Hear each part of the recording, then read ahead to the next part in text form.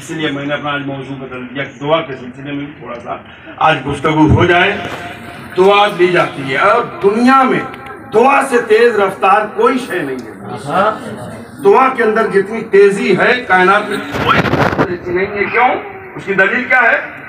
دعا دل سے نکلتی ہے، ابھی زبان پہ بھی نہیں آتی جب تک اللہ کی بارگاہ میں پہنچ جاتی ہے. دعا کا طریقہ، دعا کا سلیقہ کس نے بتایا؟ ہمارے معصومین علیہ السلام نے بتایا کہ دعا کیسے کی جاتی ہے، دعا کیسے لی جاتی ہے. آپ صاحبان ایمان ہیں، صاحب تقویٰ ہیں، دعا فرمائیے گا، دعا کیجیے گا صحت کے لیے، سلامتی کے لیے، رزق حلال کے لیے وغیرہ وغیرہ. جیسا کہ آپ نے سنا ہر ایک کے لیے اللہ نے اور معصومین نے دعا کا طریقہ بتایا ہے.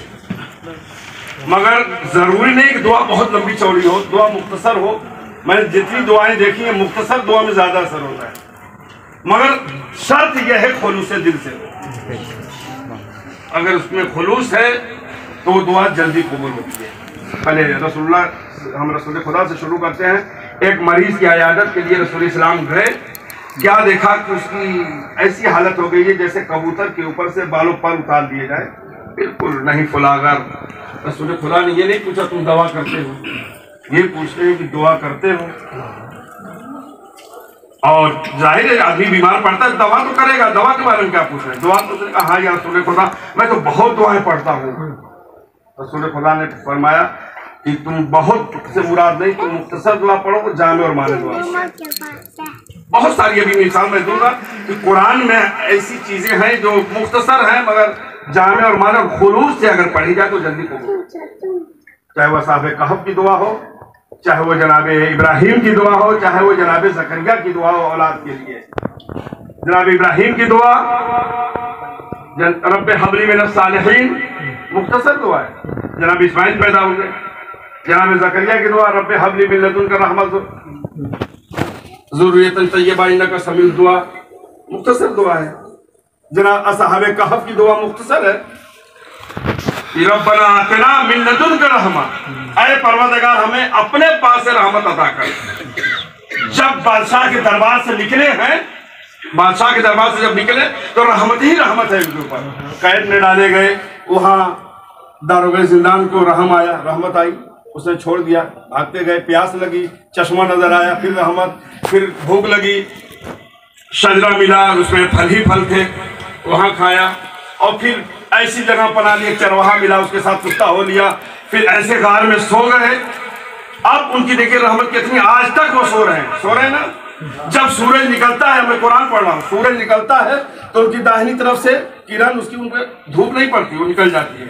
اور جب ڈوبتا ہے تو ان کی بائیں سائڈ سے نکل جاتی ہے. رحمت ہی رحمت ہے کہ نہیں، مختصر دعا ہے مگر دعا قبول ہوئی. تو رسول خدا نے فرمایا تم کون سی دعا پڑھتے ہو اس مریض سے؟ اس نے دعا بتائی، کہا کہ نہیں آئی یہ دعا پڑھو جو میں بتا رہا ہوں.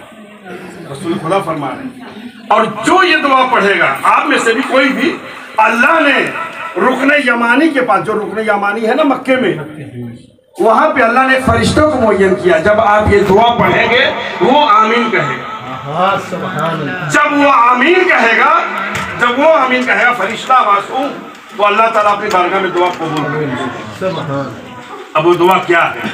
ربنا آتنا فی الدنیا حسنہ وفی الآخرۃ حسنہ وقنا عذاب النار. اس میں تین چیزیں.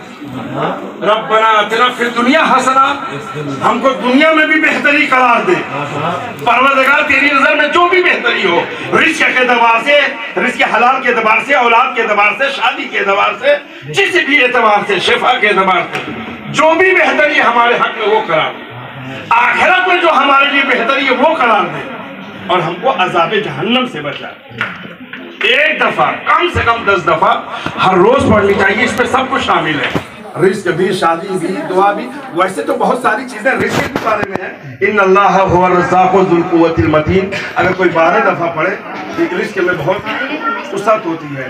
ان اللہ یرزق من یشاء بغیر حساب، 10 دفعہ پڑھے تو اس کے پاس اتنا پیسہ آئے گا کہ اس میں رکھنے کی جگہ نہیں ہوگی. یہ سب روایت میں پڑھ رہا ہوں.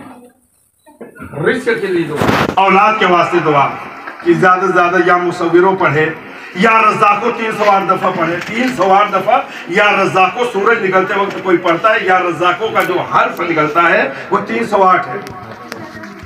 300 दफा या रज़्ज़ाक़ो पढ़े, ये नहीं पढ़ सकता तो 141 दफा या रज़्ज़ाक़ो उर्ज़ुक़नी पढ़े। रिस्क इतना आएगा कि उसके बाद रखने की जगह नहीं होगी। और औलाद साले के लिए दुआ करें, रहमत के लिए दुआ करें। हमारे इमाम ने दुआ का तरीका सलीका बताया है, मगर शर्त यह है कि उसमें खुलूस पाया जाए। सलवात पढ़िए।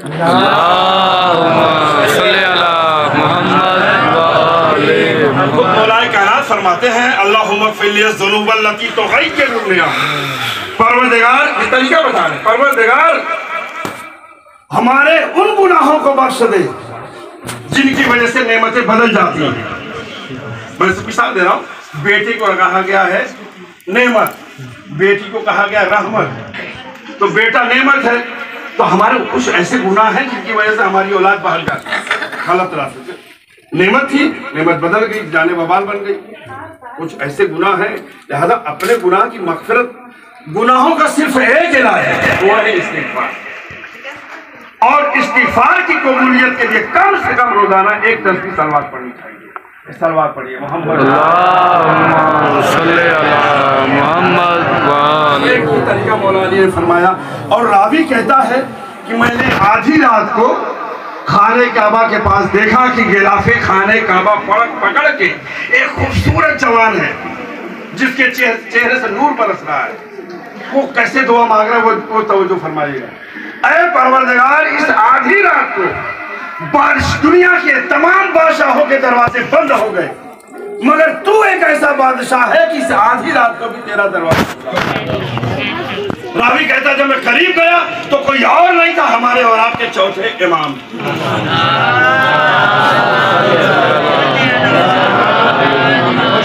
मोहम्मद वाले मोहम्मद बुलंदतर सलवात।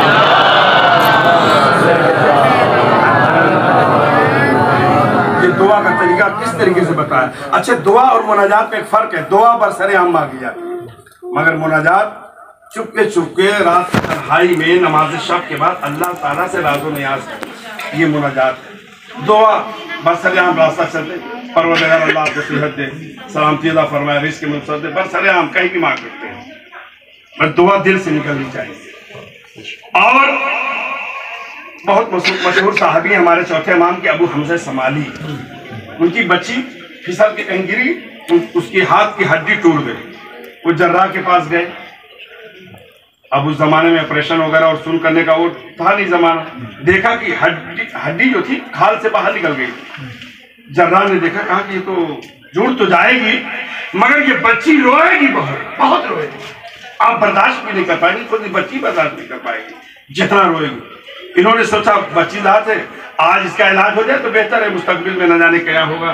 कहा कि जाओ तुम ऑपरेशन की तैयारी करो। जर्राह अंदर गया, इनके दिल से एक आह निकली। परवरदिगार, हकीम और जर्राह कह रहा है ये बच्ची रोएगी बहुत, रोने की क्या जरूरत है, तू इसे अभी ठीक कर दे। देखिए दिल से निकल रही है दुआ, खुलूस से निकल रही है। और अगर वालिदैन अपने बच्चों के हक में दुआ कर दें वो जरूर कबूल होती है। वालिदैन की दुआएं कभी रद्द नहीं होती। अब वो आ गया, अंदर से आया, कह रहा है कौन सा हाथ है जो टूटा हुआ है, देखें। अब वो चेक कर रहा है, कहा ये भी ठीक है, ये भी ठीक है, क्या हुआ? कह रहे चलो जो हुआ ठीक हुआ। कहा बताओ तो सही, अभी तो मैंने देखा था खाल से बात किया क्या आपने? कहा कि जब तुमने कहा ये बच्ची रोएगी बहुत, तो मेरे दिल से एक आह निकली। जब दिल से कोई दुआ निकलती है तो बाबे जाबर से टकराती है, खास तौर से वालिदैन। इसीलिए वालिदैन की दुआएं लेनी चाहिए, उनको कभी अजियत नहीं देनी चाहिए। अगर खुलूस से दिल से बच्चा अपनी माँ को पुकार दे तो बंदे कफन टूट जाते हैं। वालिदैन कितना अपने बच्चों से मोहब्बत करते हैं। और जब इमाम हसन अलैहिस्सलाम ने आखिरी बात, अय्याम फातिमिया चल रहे हैं, रब्ते मसाइब के लिए एक जुमला कर दूं। जब इमाम हसन अलैहिस्सलाम ने अपनी माँ ज़हरा को दुआएं करते हुए देखा, इमाम अलैहिस्सलाम ने पूछा, ऐ मादरे गिरामी, कभी अपने लिए भी कुछ मांग लिया करें, हमेशा आप दूसरों के लिए दुआएं करते हुए। तो जनाब सैयदा ने फरमाया, या बुनैया अलजार सुम्मद्दा, ऐ मेरे बेटे हसन, पहले पड़ोसी का हक है फिर घर वाले। या बुनैया अलजार, पहले पड़ोसी फिर घर वाले। پہلے دوسروں کے حق میں دعائیں کریں گے تو اللہ تعالیٰ آپ کا بھلا کرے گا. اور اس دعا میں یہی بات بتائی گئی ہے ربنا آتنا فی الدنیا حسنہ. پروردگار ہمیں وہ چیزیں عطا کر جو ہمارے حق میں بہتر. اس کو کم سے کم 10 دفعہ آپ نہیں پڑھ سکتے سونے کے وقت تو قنوت میں پڑھ لیا کریں. وہ اللہ رحمان بھی رحیم ہے. رب ارحمہما کما ربیانی صغیرا. کتنا پیارا انداز ہے. تو جناب سیدہ نے ہمیں درس دیا. دیکھیے جناب سیدہ ہمیشہ دوسروں کے لیے سوچتی مگر رسول اللہ کی اکیلی بیٹی کتنا ستایا گیا, کتنا ستایا گیا. آپ سوچیں, میں ایک جملہ کہہ دوں, 18 برس کی عمر میں ہمارے سماج اور معاشرے میں لڑکیوں کی شادی بھی نہیں ہوتی, ایسے ہی ہے نا, مگر رسول کی اکیلی بیٹی مرکز کی طرف جا رہی ہے. کتنا ستایا گیا. عزیزانو, تاریخ میں لکھا ہے کہ جب جناب سیدہ کھڑی ہونا چاہتی ہیں تو دیوار کا سہارا لے کر کھڑی ہے, اور جب چند قدم چلنا چاہتی ہیں تو عصا کے سہارے سے. اور یہاں تک میں نے پڑھا کہ جس برتن میں آٹا گوندھا کرتی اس برتن میں شہزادی کی پیشانی ٹکرا جائے گا. کیوں؟ کمر خمیدہ, سر کے بال سفید, اتنی مصیبت. اور وہ مرثیہ صبت علیہ مصائب اللہ. اے بابا, اگر یہ مصیبتیں اجالا رکھنے والے دنوں پہ پڑتی تو یہ راتوں کی طرف سیاہ ہو جاتی. شہزادی ہر وقت رو رہی ہے, ہر وقت گریا کر رہی ہے. ہائے میرا شفیق باپ جناب سیدہ کو سمجھے, ہر وقت روتی. مدینے کے لوگ آئے, علی زہرا سے کہہ دیجئے رونا بند کر دیں. دیکھیے گریے کی اہمیت کیا ہے. جناب سیدہ نے فرمایا ابو الحسن آپ ان سے کہہ دیں میں رونا کم نہیں کروں مگر جب تک زندہ رہوں گی اپنے بابا کو یاد کر کے رہوں. ان سے کہہ دیجئے میں زیادہ زندہ دنوں پر زندہ نہیں رہوں گی. عزادارو, یہ گریہ بدعت نہیں ہے, سنت بنت رسول ہے. جناب سیدہ نے اپنے شفیقات کے لیے بہت گریہ کیا. مولا کائنات نے ایک تجویز پیش کی, اے بنت رسول اگر آپ میری بات مانیں. جناب سیدہ نے ہاتھ جوڑ لیے, آپ تو ہمارے امام ہیں, بتائیے تاکہ میں روزانہ نماز فجر کے بعد آپ کو جنت البقیع میں چھوڑ دیا کروں گا, آپ وہاں سارا دن بیٹھ کر رویا کریں, کوئی منع نہیں کرے گا. مولا کائنات کا دستور تھا روزانہ نماز فجر کے بعد جا کے چھوڑ دیا کریں. ایک دن مولا کائنات شام کے وقت مغرب سے پہلے لینے کے لیے گئے تو بی بی فاطمہ نے دور سے دیکھا اور ایک تانے مار کر چیخ مار کے گریہ کرنا شروع کیا. مولا کائنات آہستہ سے شہزادی کے قریب کر پوچھا, اے بنت رسول کیا آج آپ کو بابا زیادہ یاد آئے؟ جناب سیدہ پوچھتی ہے, اے ابو الحسن آپ نے کچھ دیکھا نہیں؟ ارے وہ درخت جس کے ساتھ